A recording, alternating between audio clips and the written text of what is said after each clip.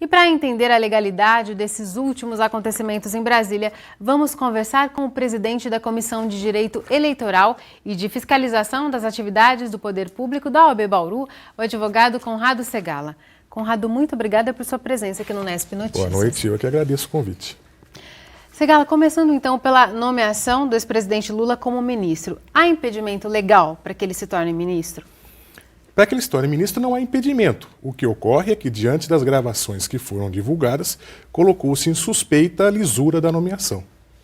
Essas gravações que foram divulgadas ontem pelo juiz Sérgio Moro, elas foram legais? Ele divulgou gravações, escutas telefônicas com a presidente da República. Um juiz federal tem o poder de fazer escutas com a presidente e dar publicidade para isso?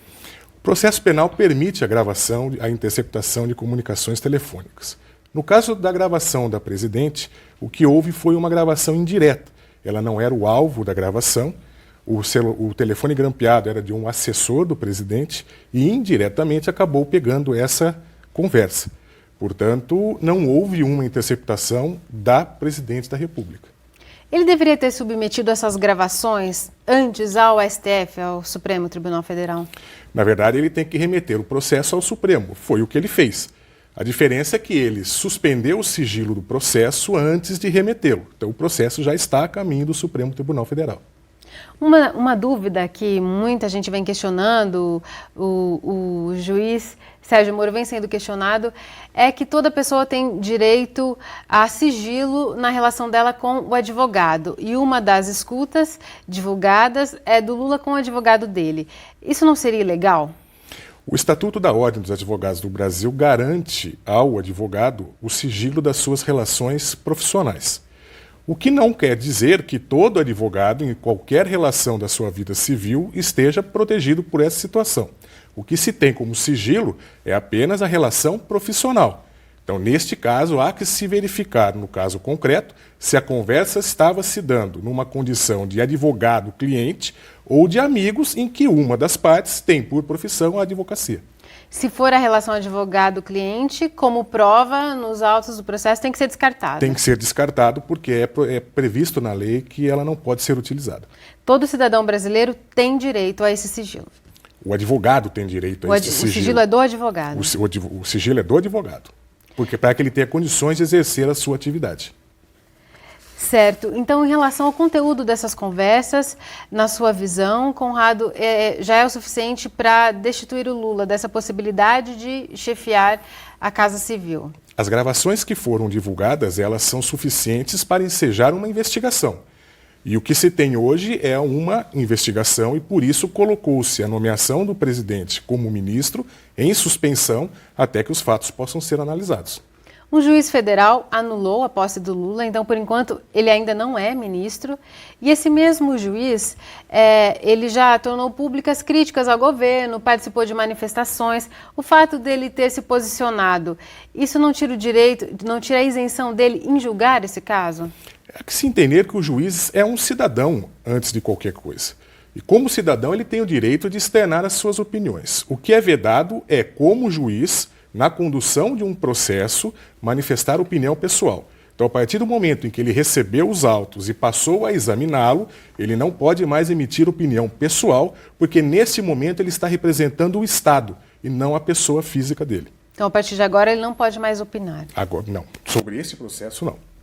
Nós citamos que deram entrada várias ações no STF e a partir do momento que o Supremo julgar uma dessas ações, a gente já chega a uma decisão definitiva se ele pode ou não se tornar ministro? O Supremo é o tribunal hierárquico maior do país. Portanto, se o Supremo emitir uma decisão, qualquer que seja ela, terá reflexo em todas as decisões de instâncias inferiores.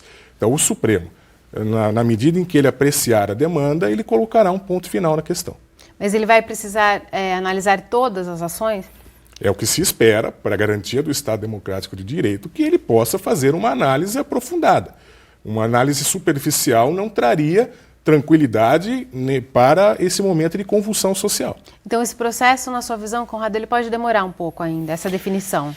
Ele pode demorar até uma decisão final, mas eu acredito que será dada uma decisão liminar, assim como houve em primeira instância, salvo engano é o ministro Teori Zavascki quem irá relatar esse processo, e ele dará uma decisão liminar para dizer se o Lula poderá assumir o ministério e aí, enquanto ministro, aguardar um desfecho, ou então se ele realmente não poderá assumir. Mas há uma decisão liminar até que o mérito ao final possa ser apreciado.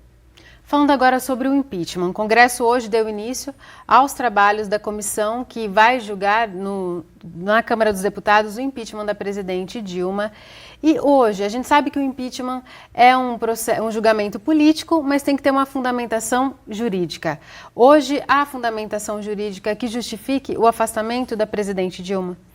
Numa análise sem ter acesso a todos os autos, eu acredito que existem elementos suficientes para se permitir a discussão. Existem possibilidades de se afirmar que juridicamente houve violação de prerrogativas da presidente. Agora, a decisão sobre se elas são relevantes ou não a ponto de justificar a perda do mandato é uma decisão política que compete aos deputados e senadores e sobre as quais não temos condições de impedir esta manifestação. Esses elementos, na sua visão, eles estão diretamente relacionados às últimas informações levantadas pela investigação da Lava Jato? Estas últimas investigações, na verdade, são o final de um processo, de um caminho que já vem sendo trilhado desde o ano passado. As gravações divulgadas ontem, todos os desdobramentos do caso, eles são relacionados ao que já tinha sido denunciado e sido apontado como motivo para o impeachment. Eu acredito que eles reforçam essa sensação e esta necessidade dos deputados tomarem uma posição definitiva e firme para que nós não fiquemos à mercê desta indefinição. Para a gente concluir, Conrado, esse momento de muita comoção popular, inclusive um julgamento desse tipo, o julgamento político, ele tende a sobrepor as questões jurídicas? Ele tende a sobrepor, mas como presidente de uma comissão da Ordem dos Advogados do Brasil, eu espero e tendo a acreditar que o aspecto jurídico deva ser observado. Não se pode inventar, não se pode praticar casuísmos, então por conveniência eu tiro ou deixo um presidente. Agora, eu não posso negar que o aspecto político ele tem um peso muito grande, talvez até maior nesta fase do processo do que o aspecto jurídico. Tá certo, muito obrigada por seus esclarecimentos. Eu que agradeço. O Nesp Notícias fica por aqui, a gente volta a se encontrar amanhã às 6h30 da noite, ao vivo. Tchau!